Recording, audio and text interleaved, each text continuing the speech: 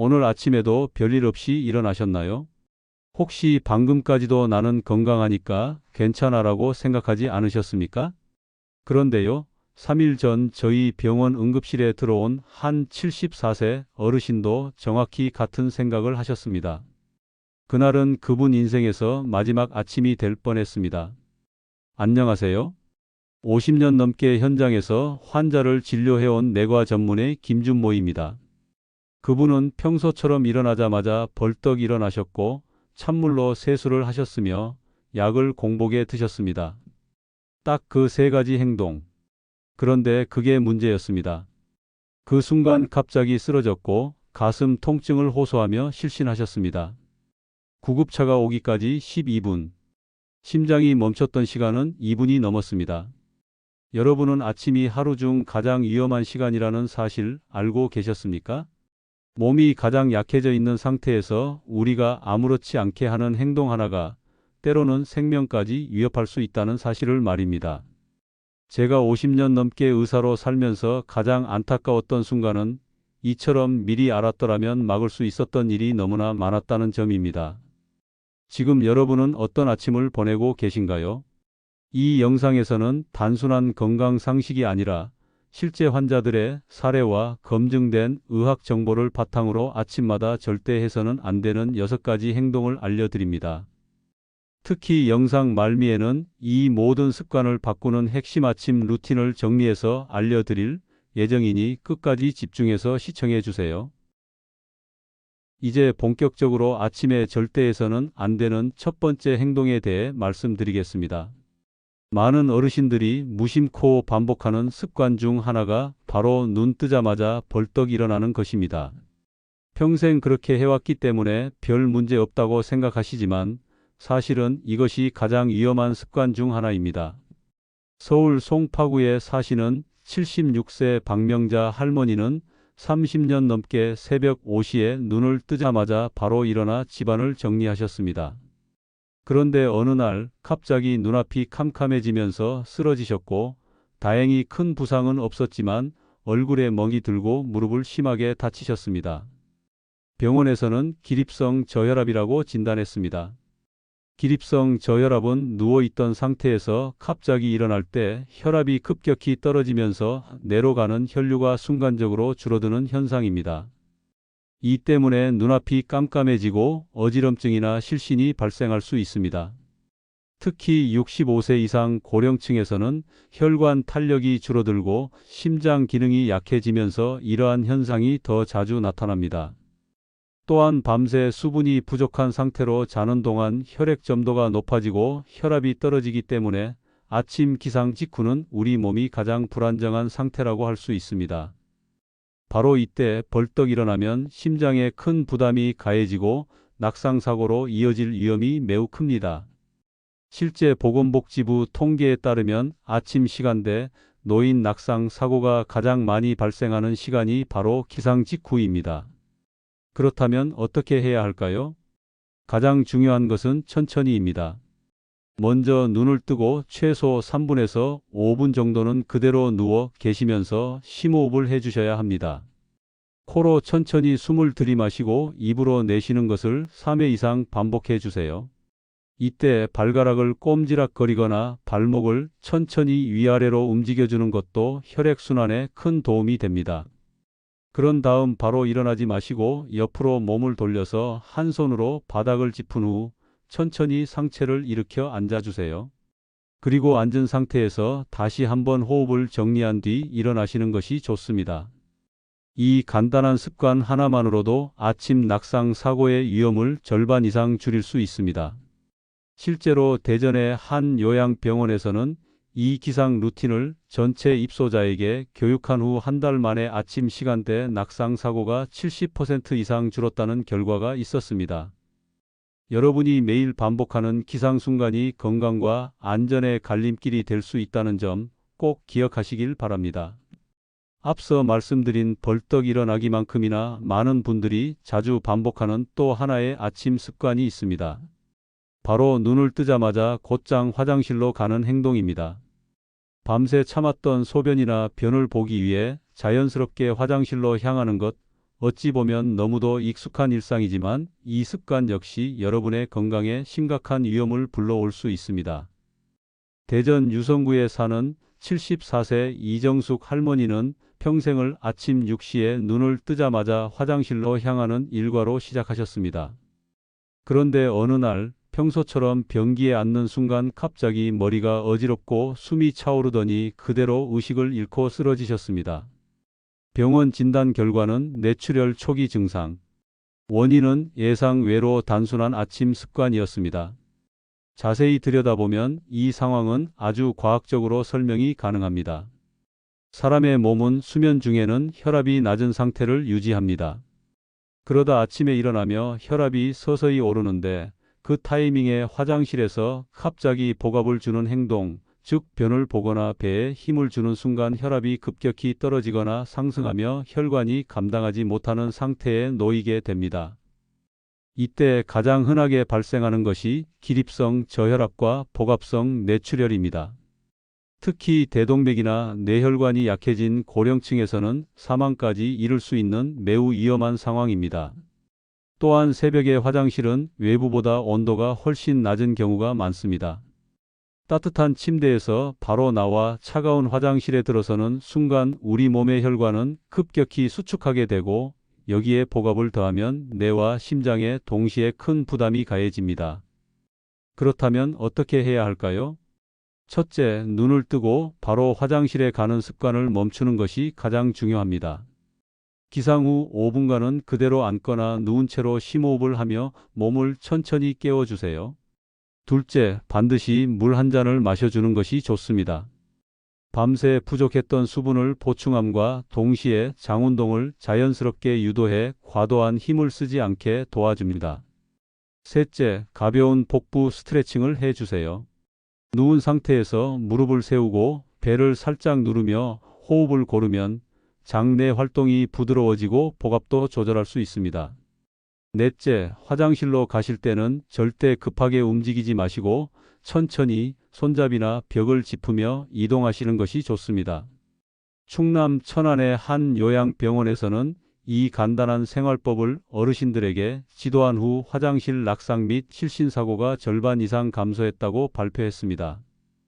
불과 몇 분의 여유와 작은 습관 변화가 여러분의 생명을 지킬 수 있다는 사실 결코 과장이 아닙니다. 앞서 말씀드린 화장실 습관 못지않게 많은 어르신들이 매일 반복하는 또 하나의 행동이 있습니다. 바로 찬물로 세수하는 것입니다. 아침에 정신을 번쩍 들게 하겠다고 또는 피부가 탱탱해질 거라는 기대감으로 찬물을 얼굴에 붓는 경우가 많습니다. 그러나 이 단순한 습관 하나가 여러분의 심장을 위협할 수 있다는 사실 알고 계셨나요? 인천 남동구에 거주하시는 76세 최병철 할아버님의 이야기를 들어보면 이 위험이 결코 과장이 아니라는 것을 실감할 수 있습니다. 최 할아버님은 40년 넘게 매일 아침 찬물로 세수를 해 오셨습니다.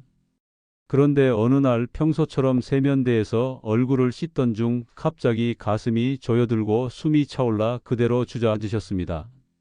다행히 집에 계시던 아내분이 곧바로 응급실에 데려가 목숨은 건지셨지만 의사에게서 듣게 된 원인은 매우 충격적이었습니다. 찬물 세수로 인한 급격한 혈관 수축이 협심증을 유발했다는 것입니다. 의학적으로 보면 얼굴은 인체 부위 중에서도 특히 미세혈관이 밀집된 곳입니다. 수면 직후 몸 전체는 체온이 낮아져 있고 혈관은 수축된 상태입니다. 여기에 차가운 물을 갑자기 얼굴에 끼얹게 되면 얼굴의 혈관이 순간적으로 더 수축하게 됩니다. 이로 인해 혈압이 급격히 상승하거나 심장의 혈류에 부담이 가해져 협심증이나 심근경색 같은 심혈관계 질환이 촉발될 수 있습니다. 특히 고혈압, 고지혈증, 당뇨병이 있는 분들은 혈관 탄력이 약해져 있어 이러한 급격한 자극에 훨씬 더 민감하게 반응합니다. 또한 겨울철에는 수돗물 온도가 5도 이하로 떨어지는 경우도 흔합니다. 이 정도 온도의 물은 단순히 시원한 수준이 아닌 신체에 충격을 줄 수 있는 수준입니다. 충북 청주의 김영희 할머니는 남편분이 작년 겨울에 찬물 세수 중 갑작스럽게 심정지를 겪고 돌아가셨다고 해상하셨습니다. 그날도 평소처럼 찬물로 세수하시며 농담을 주고받았는데 단 10초 만에 모든 것이 바뀌었다고 하셨습니다. 그렇다면 어떻게 해야 할까요? 첫째, 아침 세수는 반드시 미지근한 물로 하시는 것이 중요합니다. 손을 대봤을 때 차갑지도 뜨겁지도 않은 체온에 가까운 온도가 가장 이상적입니다. 둘째, 얼굴에 물을 부을 때는 한 번에 붓지 말고 손에 물을 떠서 천천히 얼굴을 적셔주세요. 갑작스러운 온도 변화는 피하셔야 합니다. 셋째, 세수 전에 반드시 손의 물 온도를 충분히 확인해 주세요. 처음 나오는 수돗물은 특히 겨울철에 매우 차가울 수 있으니 세면대에 따뜻한 물을 받아 사용하시는 것도 좋은 방법입니다. 넷째, 세수 전후에는 목과 어깨를 가볍게 돌려주는 준비 운동도 추천드립니다. 몸 전체의 혈액순환을 돕고 급격한 혈압 변화를 줄이는 데 효과적입니다. 강원도 원주의 한 실버타운에서는 아침 세수 지침을 미지근한 물 사용으로 바꾼 후 겨울철 심혈관 응급 상황이 60% 이상 줄었다는 보고가 있었습니다. 그만큼 이 간단한 생활 수칙 하나가 건강에 큰 차이를 만들어 낼 수 있다는 뜻입니다.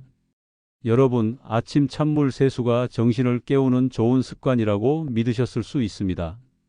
하지만 지금 이 순간부터는 그 믿음을 바꾸셔야 할 때입니다.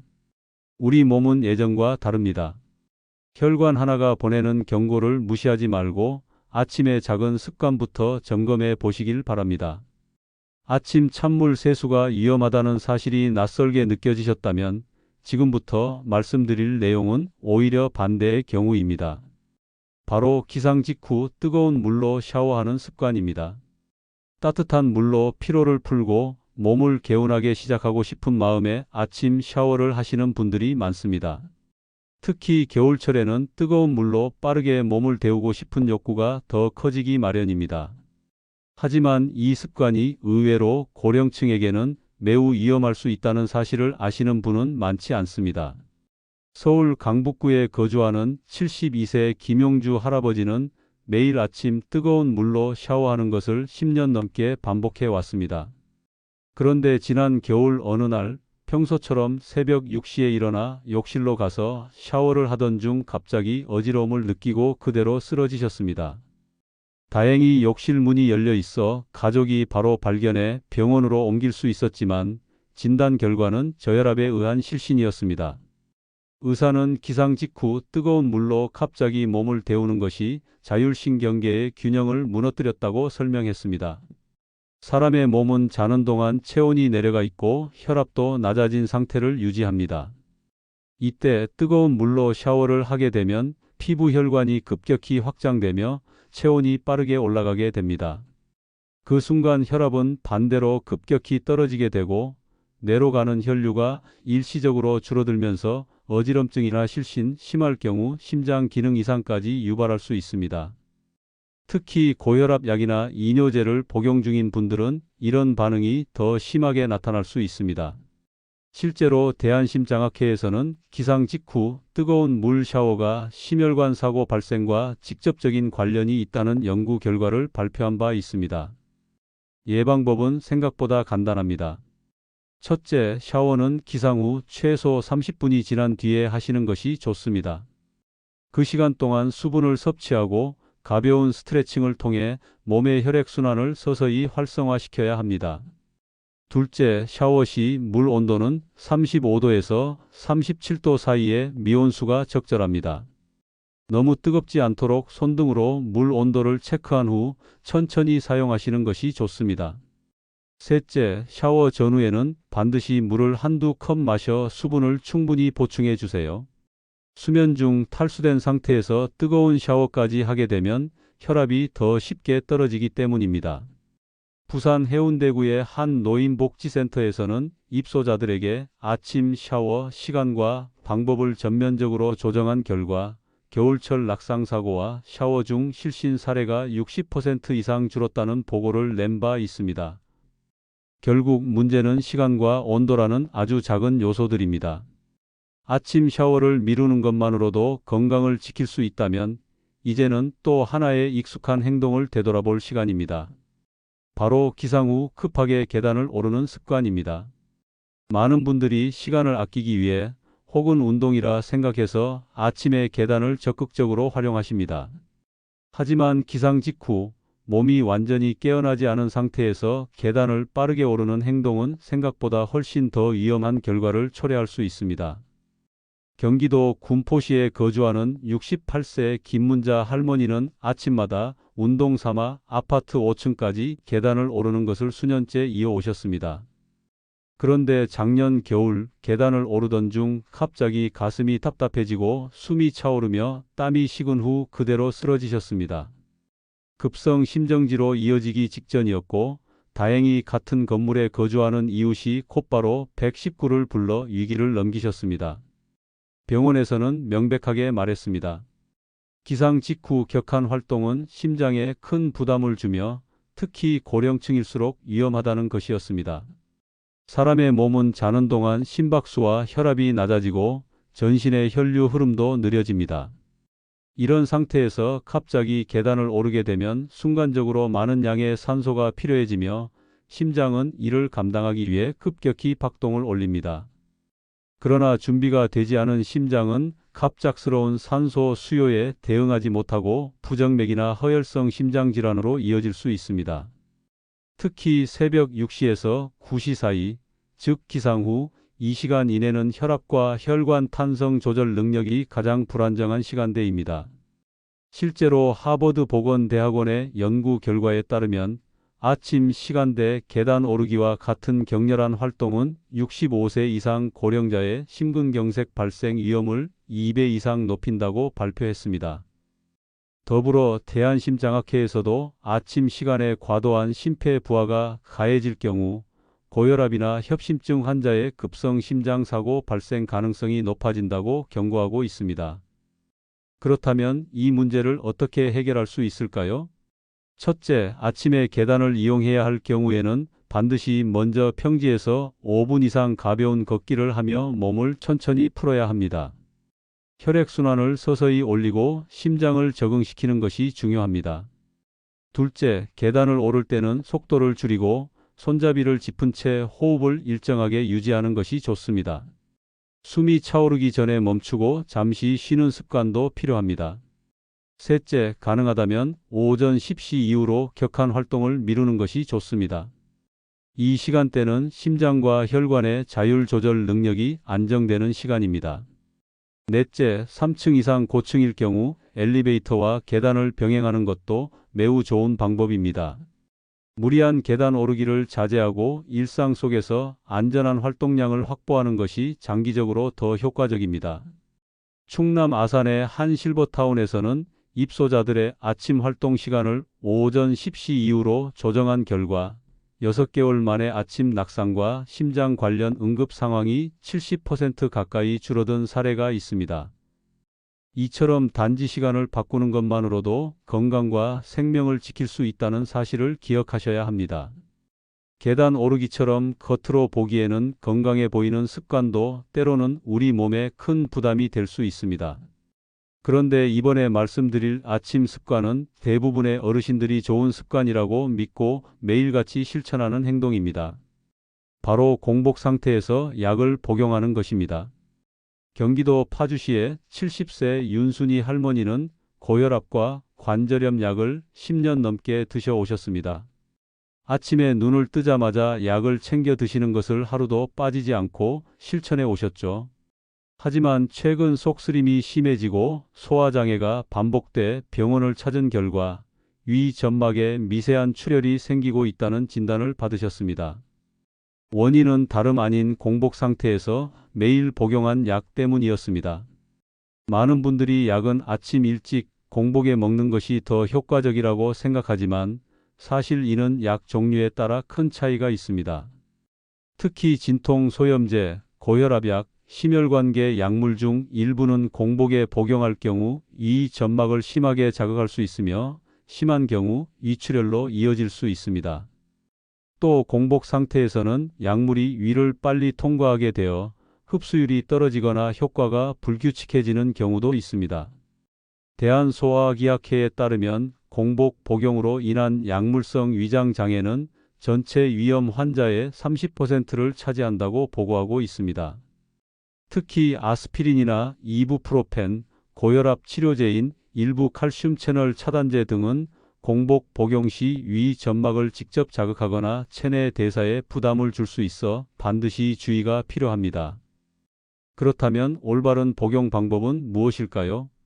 첫째, 가능한 한 가벼운 식사 후 15분에서 30분 사이에 약을 복용하는 것이 좋습니다.